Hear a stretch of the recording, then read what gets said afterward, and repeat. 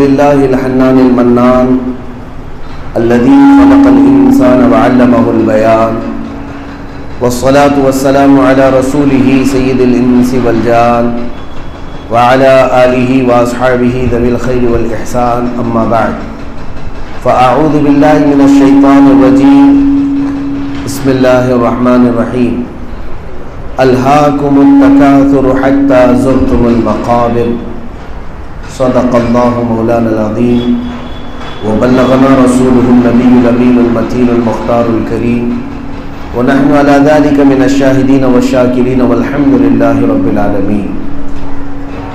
بارگاہ رسالت میں آپ صلی اللہ تعالیٰ علیہ وسلم نے درود پاک کا ہدیہ پیش کریں. اللہم صلی علی سیدنا و مولانا محمد معدن الجود والکرم وآلہ واصحابہ الکرام وابنہ الکریم وبارک وسلم صلاة دائمة سرمدا ابدا.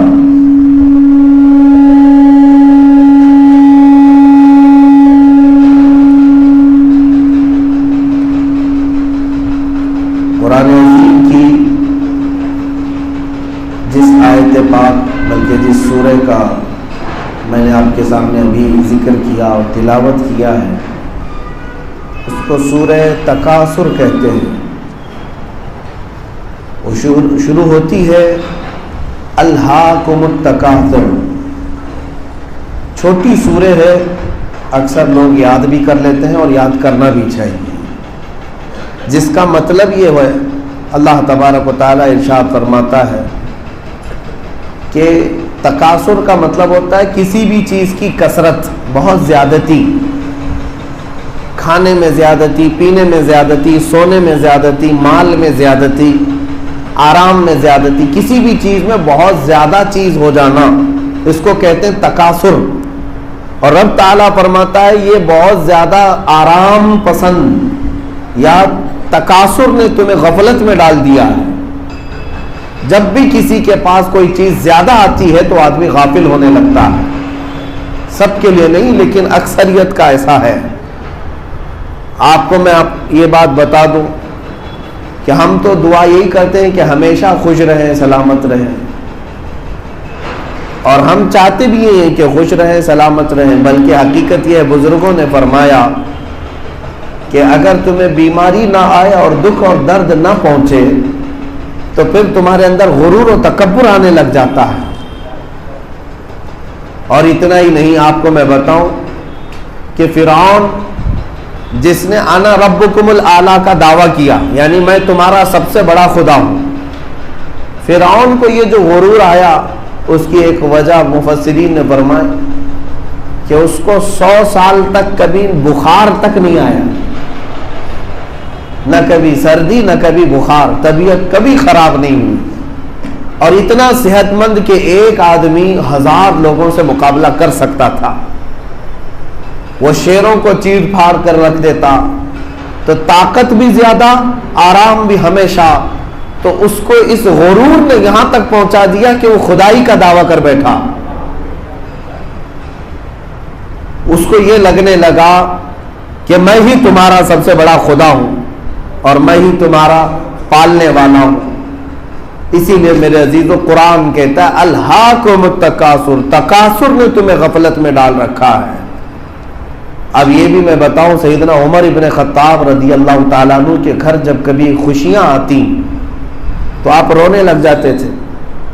خوشی میں بھلا کوئی روتا ہے, لیکن حضرت عمر روتے تھے. اور لوگ اگر آپ سے کہتے کہ آج تو خوشی ہے آپ کے گھر میں, آپ رو کیوں رہے, تو حضرت عمر فاروق رضی اللہ تعالیٰ عنہ فرماتے ہیں کہ اللہ تبارک و تعالیٰ جب کسی بندے کو اس کے گناہوں پر ڈھیل دیتا ہے تو ایسی خوشیاں عام کر دیتا ہے. تو میں یہ سوچتا ہوں کہیں مولا تعالیٰ میرے خطاؤں پر اور گناہوں پر ڈھیل تو نہیں دے رہا جو اتنی خوشیاں مجھے مل رہی ہیں. میرے عزیز, تو ہمیشہ خوشیاں آنا یا ہمیشہ اس طرح کے مال کی زیادتی کی طلب کرنا, یہ بھی تمہیں کبھی کبھار غفلت اور گمراہی کی طرف لے جاتا ہے. تو ہونا کیا چاہیے اس کے لیے؟ جب تکاثر ہے, مال جس کے پاس بہت زیادہ ہے اکثر تو اس کا وقت حساب کتاب نہیں گزر جاتا ہے, اس کو مینٹیننس میں ہی 24 گھنٹے بھی ناکافی لگتے ہیں. بہت سارے ایسے بزنس مین ہیں جن کا حال یہی ہے کہ ان کو استنجا کی بھی اور کھانے پینے کی بھی فرصت نہیں ہے. وہ کہتے ہیں اس لیے کہ ان کا حساب کتاب مینٹیننس اتنا زیادہ ہے کہ وہ دیکھتے دیکھتے تھک جائیں. یہ مال کی زیادتی والوں کا حال ہے. صحت کی جس کے پاس زیادتی ہے وہ اپنا اکثر اوقات تو جیم میں گزارنے پہ صرف کرتا ہے, یا پھر اپنی باڈی کو مینٹین کرنے میں, انہیں خوشیوں میں ہے. جائیداد کی کثرت جس کے پاس ہے وہ زمینوں کا حساب کتاب میں ایسا مصروف ہے کہ اسے ایک سجدہ کرنے کی بھی توفیق نہیں مل پا رہی. کسی بھی چیز کی کثرت جو ہے انسان کو غافل کر دیتی ہے. اسی لیے اللہ کی بارگاہ میں تکاثر یا کثرت نہ مانگو, بلکہ جب بھی مانگو تو اللہ تعالیٰ سے غنا مانگو. اے اللہ تو مجھے غنی بنا دے. غنی اور چیز ہے, امیر اور چیز ہے. امیر کو بھی امیر جو ہے وہ بھی مالدار کو ہی کہتے ہیں, غنی کو بھی غنی بھی جو ہے مالدار کو ہی کہتے ہیں, لیکن دونوں میں فرق یہ ہے امیر جتنا بھی کمائے گا حرص اور باقی رہے گی اور تھوڑا سا آ جائے, اور غنی وہ ہے جس کے مال آنے کے بعد مزید کی خواہش نہ رہے, جس کا پیٹ بھر گیا, سیراب ہو گیا, اللہ نے جو دیا وہ بہت ہے. یہ غنی ہوتا ہے. اور غنا کسی کو اگر مل گئی تو یہ اللہ کا اس پر بڑا فضل ہے, بڑا فضل ہے. ورنہ عام انسان کی حالت تو یہ نہیں ہوتی.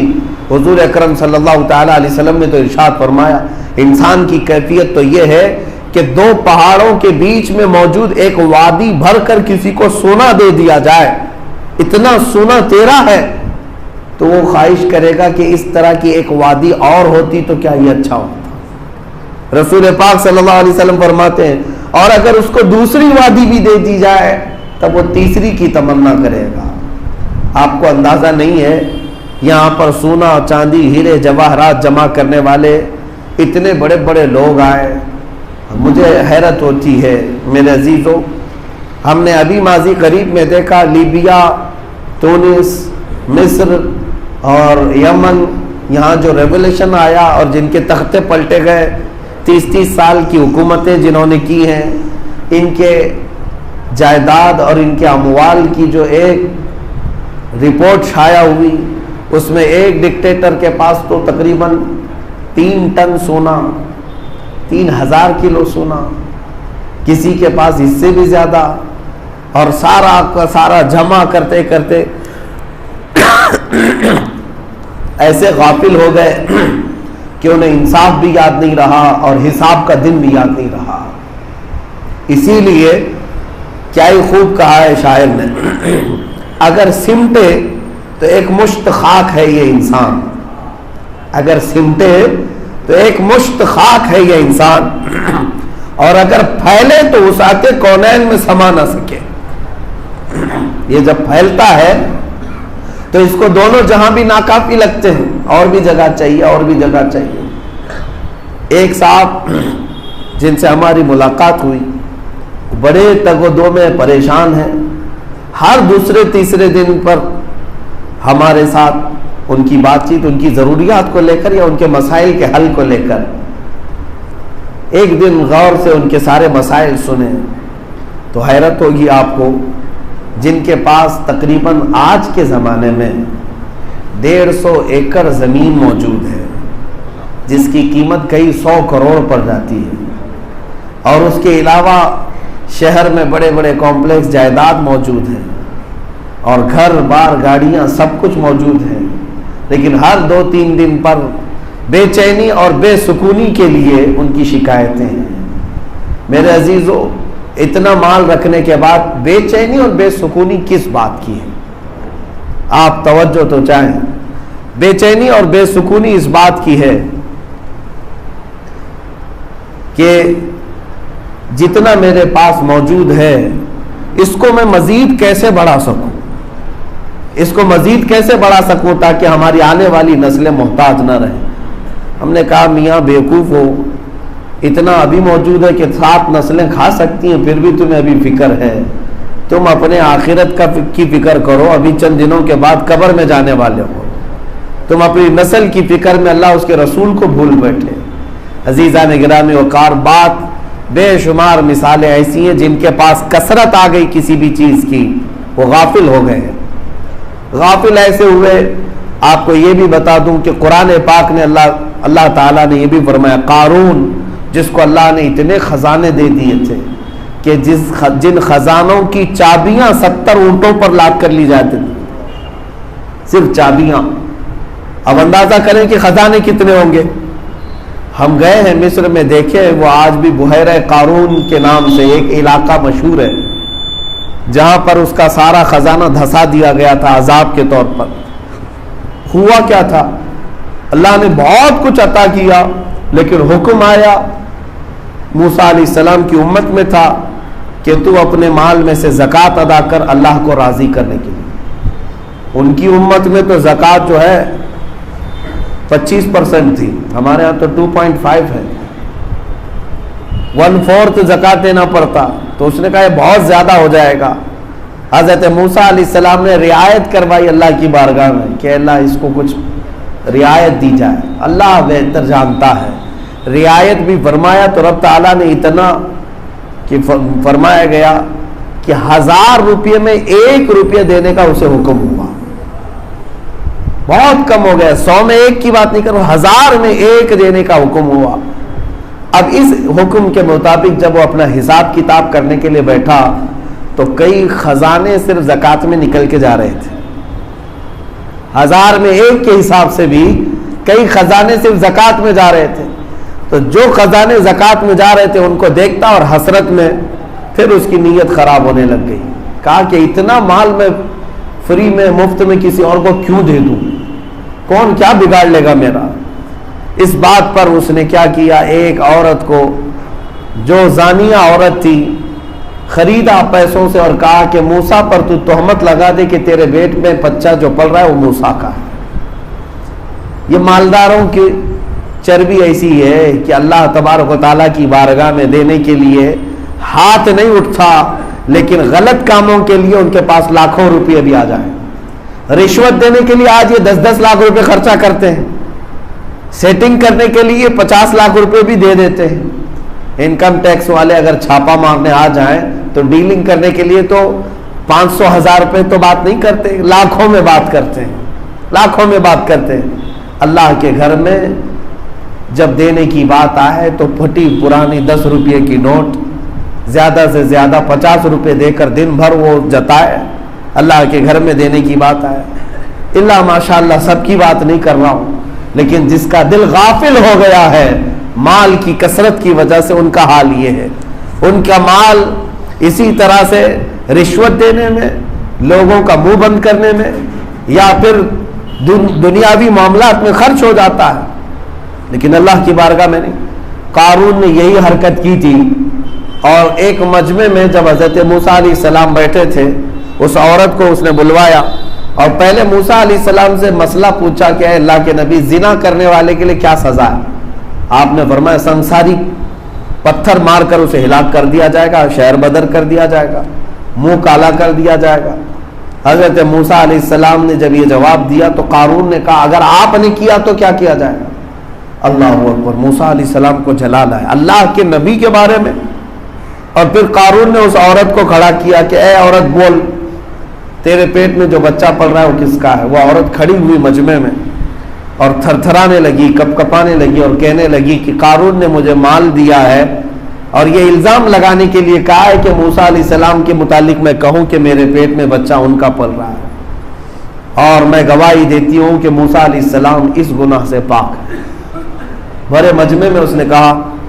اب حضرت موسیٰ علیہ السلام کو جلال آیا، آپ نے اللہ کی بارگاہ میں عرض کی کہ مولا اس کے خزانوں کو ہمیشہ کے لیے ختم فرما دے۔ اس کے خزانے پورے کے پورے ریت بن گئے، بالو کی شکل میں، سب دھواں ہو گئے۔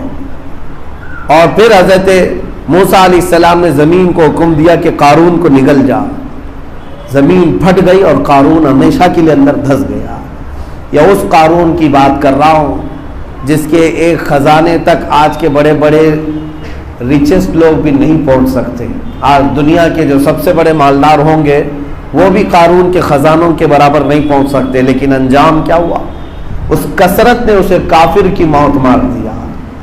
اسے نافرمان بنا کر کے دنیا سے ختم کر دیا۔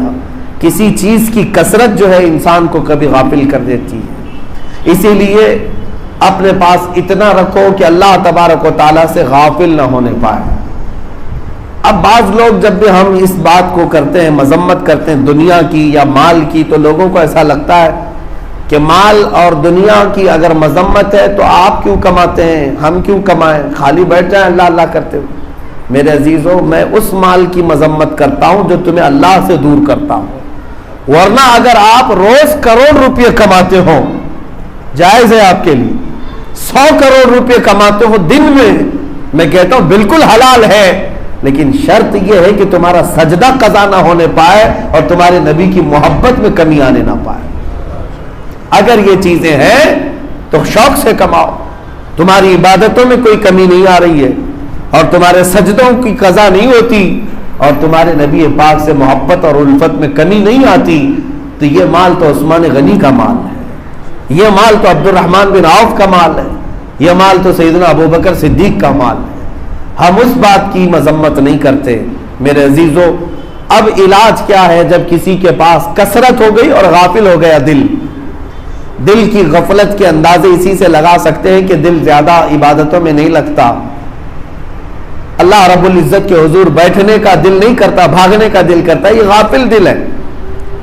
برسوں ہو گئے اس کو ذکر نہیں کیا، اسے یاد کر کے رویا نہیں، جبکہ جانا اسی کے پاس ہے، جانا اسی کے پاس ہے۔ ہم نے دیکھا ہے کہ ایک محبوب محب کی جدائی میں روتا تو ہے، روتا ہے۔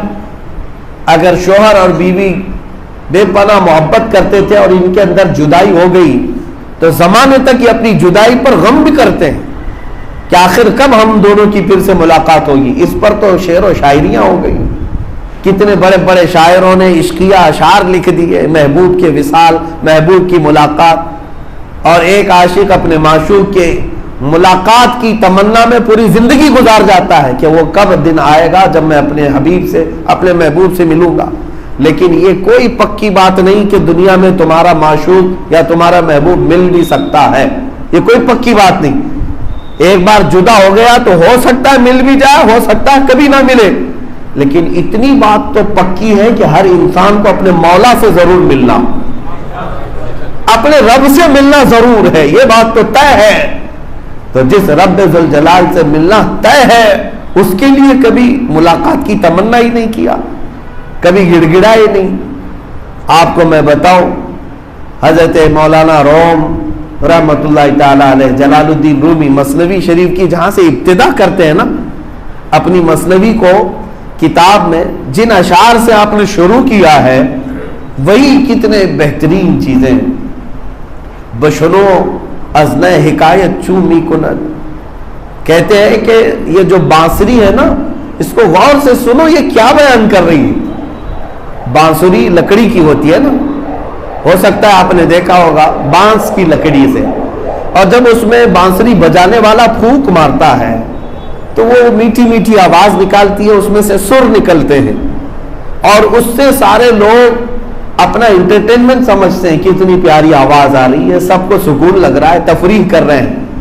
بانسری کی آواز پر کئی لوگ تھرکتے ہیں، کئی لوگ ناچ رہے ہیں، کئی لوگ اپنے دل میں ٹھنڈک محسوس کر رہے ہیں، لیکن مولانا روم فرماتے ہیں کہ غور سے سن، یہ کیا کہہ رہی ہے یہ لکڑی کی بانسری، تجھے تو باجا لگ رہا ہے، تجھے تو گانا لگ رہا ہے، حقیقت کیا ہے اس لکڑی کی؟ یہ اہل تصوف اور اہل اللہ سمجھ سکتے ہیں۔ کہتے وز جدائی ہاں شکایت بھی کنت، اصل میں یہ بات ہے کہ یہ جو بانسری سے جو آواز نکل رہی ہے یہ اس کے رونے کی آواز ہے کہ اس کو انسان نے اس کی اصل سے کاٹ کر کے اپنے باجا بنا دیا۔ لکڑی کو کاٹا گیا ہے نا کسی درخت سے، تو یہ لکڑی اپنے اصل سے کٹنے کے غم میں رو رہی ہوتی ہے اور تم تو اس کو باجا سمجھ رہے ہو۔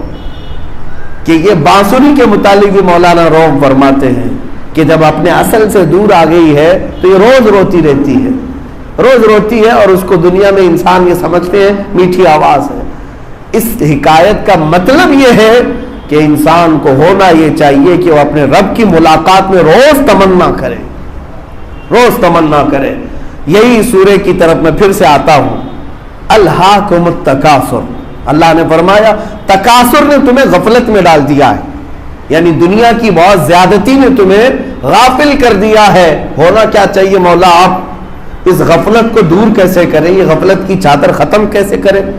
رب تعالیٰ فرماتا حتی زرتم المقابر، ہونا یہ چاہیے کہ تم جاؤ قبروں کی زیارت تو کرو۔ دیکھو قبروں کی زیارت کا مطلب یہاں پر صرف اور صرف بزرگوں کی، اولیاء اللہ کی قبریں ہی مراد نہیں ہے، بلکہ عام قبروں کے متعلق ہے۔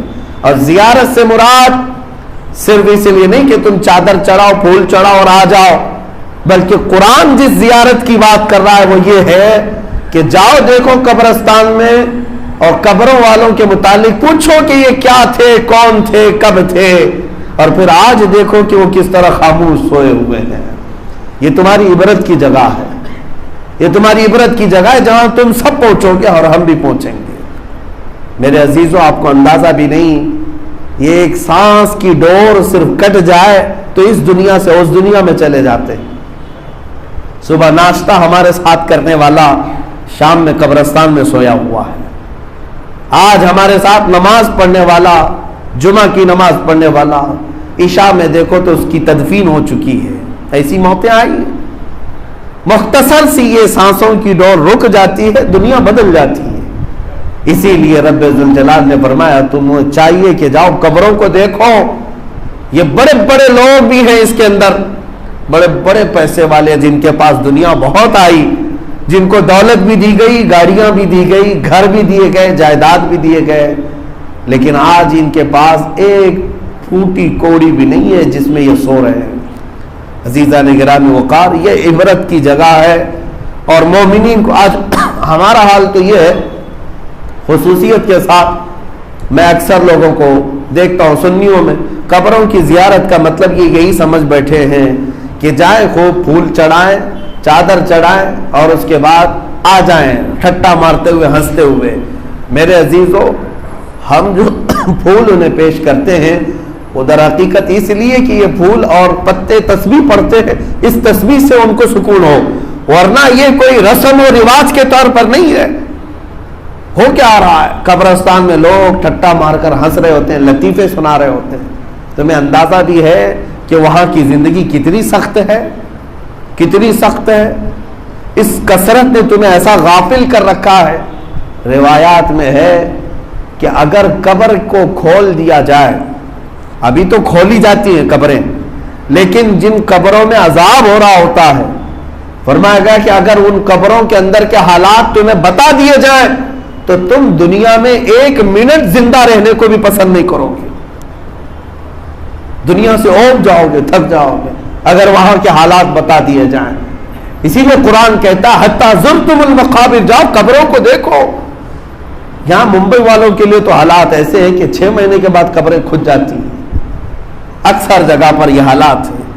ہم انہی لوگوں کو پھر سے نکال رہے ہوتے ہیں جن کا ڈیل ڈول کیا تھا، ان کا حسن و جمال کیا تھا، ان کی صحت کیا تھی، لیکن کبھی ان کا پاؤں پکڑ کر نکال رہا ہوتا ہے غور کن، کبھی ان کا سر ہاتھ میں آ جاتا ہے، کبھی ہاتھ میں آ جاتا ہے، ٹوٹی ہوئی ہڈیاں قبر میں، اس کے سوا کچھ نہیں ملتا۔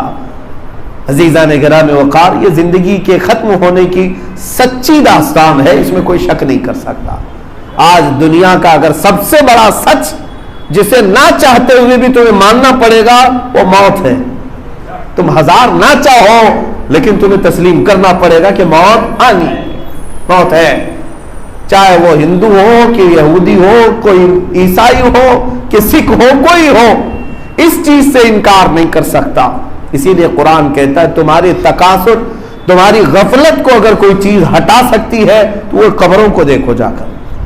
اسی لیے وہ بات مجھے یاد آتی ہے، حضرت سفیان ثوری رضی اللہ تعالیٰ ایک جنازے کو دیکھتے ہیں جس میں ایک چھوٹی 8 سال کی بچی جنازے میں پیچھے پیچھے چل رہی تھی، اس کے باپ کا جنازہ تھا، وہ روتی ہوئی جا رہی تھی اور کیا کہہ رہی تھی کہ بابا جان آج ہمارے گھر پر کیسی بڑی مصیبت آ گئی، آپ ہم کو چھوڑ کر چلے گئے، ہمارے گھر پر آج بہت بڑی مصیبت آئی ہے، ہم تنہا ہو گئے اور آپ ہمیشہ کے لیے رخصت ہو رہے ہیں۔ وہ بچی پیچھے چیخ مار کر رو رہی تھی۔ حضرت سفیان ثوری نے اس بچی کے سر پر ہاتھ رکھا اور کہا بیٹا تمہارے گھر پر بڑی مصیبت نہیں آئی، سب سے بڑی مصیبت جو اس سے بڑی ہو نہیں سکتی وہ تمہارے باپ پر آئی، وہ موت ہے۔ موت سے بڑھ کر کوئی آزمائش نہیں ہے، جو تمہارے باپ پر آئی ہے وہ تمہارے گھر پر تھوڑی نہ آئی ہے۔ ایک بار تو وہ جدا ہوا ہے، کل سے پھر تم کھانے پینے پہ لگ جاؤ گے، تمہارے معاملات ویسے ہی چلیں گے، لیکن تمہارے باپ کے متعلق سوچا کہ اس کی آج تو پوری دنیا بدل چکی ہے۔ جو آزمائش آج تمہارے باپ پر آئی ہے وہ ابھی کسی پر نہیں آئی، تم پر۔ موت سے بڑھ کر کوئی آزمائش نہیں۔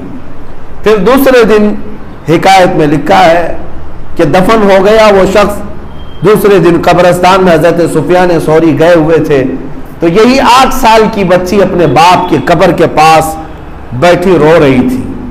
8 سال کی بچی تھی، اپنے باپ کو قبر میں یاد کرتے ہوئے رو رہی تھی کہ بابا جان آپ بیمار تھے، میں دوائیاں لا کر آپ کو دیا کرتی، آپ اٹھ نہیں سکتے میں بستر جھاڑ دیا کرتی، میں آپ کو شال اوڑھا دیا کرتی، آپ کو پانی اور کھانا میں پیش کر دیا کرتی۔ کل کی پہلی رات آپ نے قبر میں گزاری، میرے بنا آپ نے رات گزاری ہے، آپ کو دوائی کس نے دی، آپ کو کھانا پانی کس نے پیش کیا، آپ کا بستر کون جھاڑا، آپ کی شال کون اڑایا؟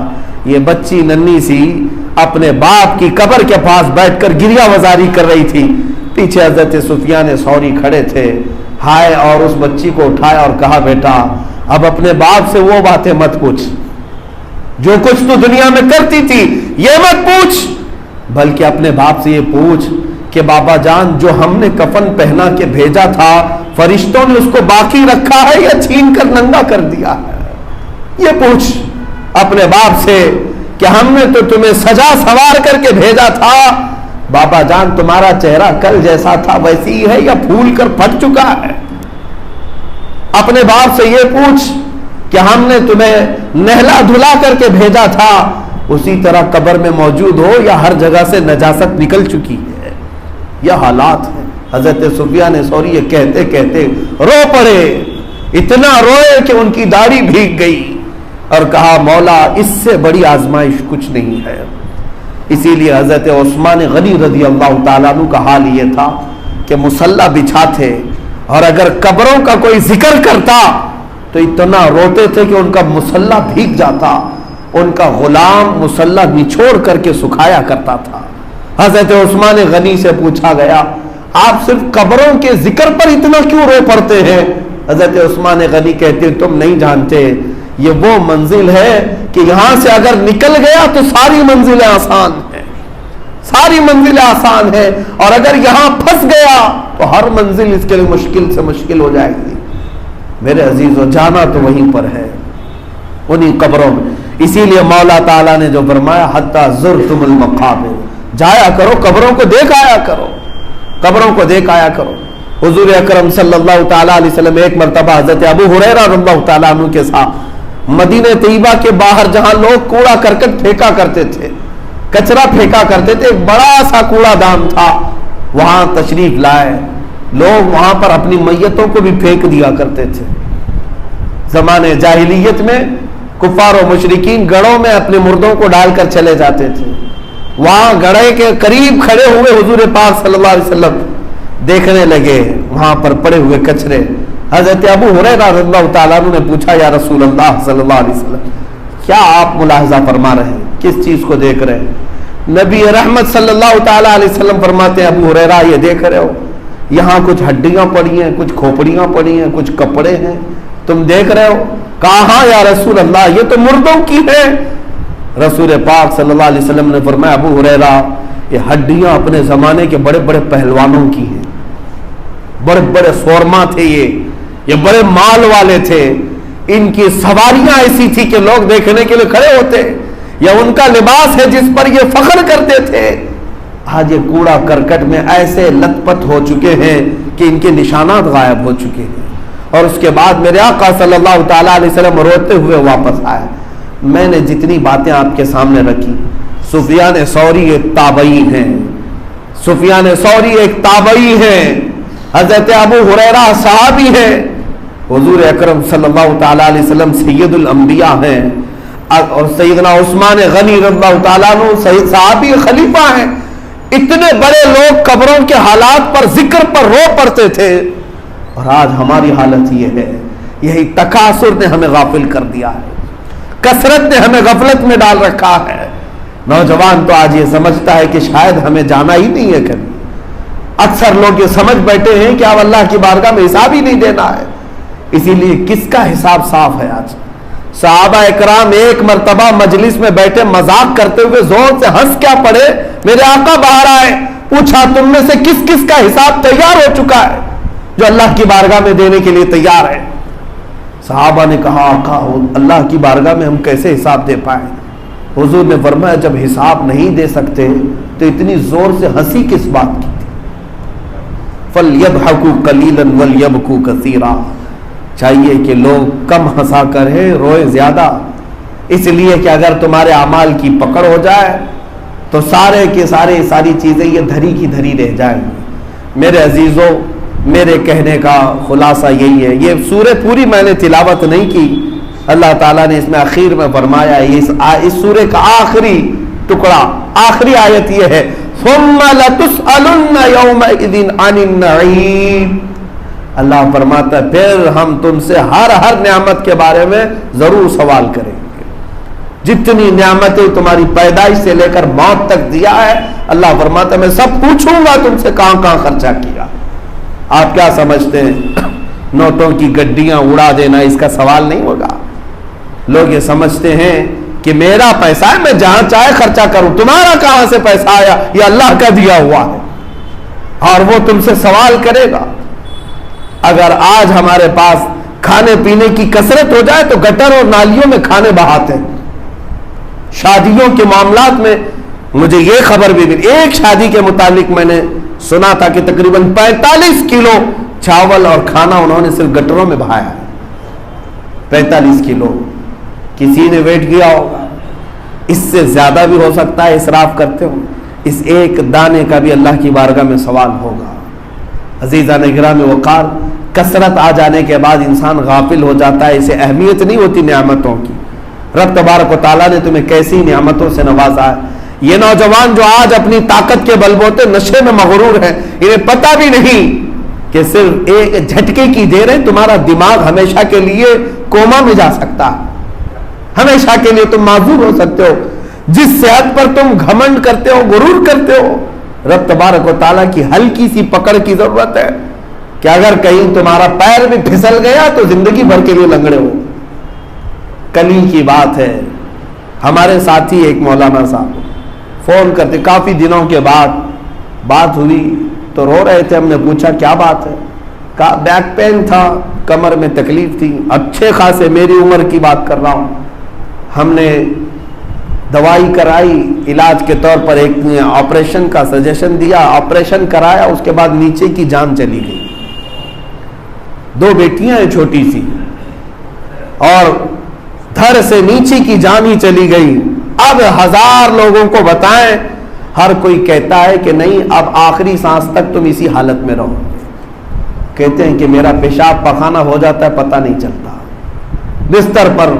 یہ تو اللہ کا کرم ہے کہ جب تک ہمارے لیے رب تعالیٰ نے لوگوں کے دلوں میں محبت رکھا ہے، میرا دیکھ ریکھ کر رہے ہیں۔ باقی تو میرے عزیزوں میں سوچ بھی نہیں سکتا کہ جو ایک زمانے میں اچھل کود کرتا تھا، ہٹا کٹا آدمی، جس کی تقریریں، جس کی نعتیں، اور جو ہر جگہ ہنسی خوشی گھومتا تھا، آج اس کی حالت یہ ہے کہ پیشاب پاخانے کا بھی احساس نہیں۔ رات بھر درد سے احساس ہوتا رہا اور رونا آیا، اے بار الہ تو نے سچ فرمایا، یہ تیرے ہر کام حکمت سے بھرے ہوئے ہیں، اور جب تو چاہے بندوں کو پکڑ لے اور جب چاہے تو آزاد کرے۔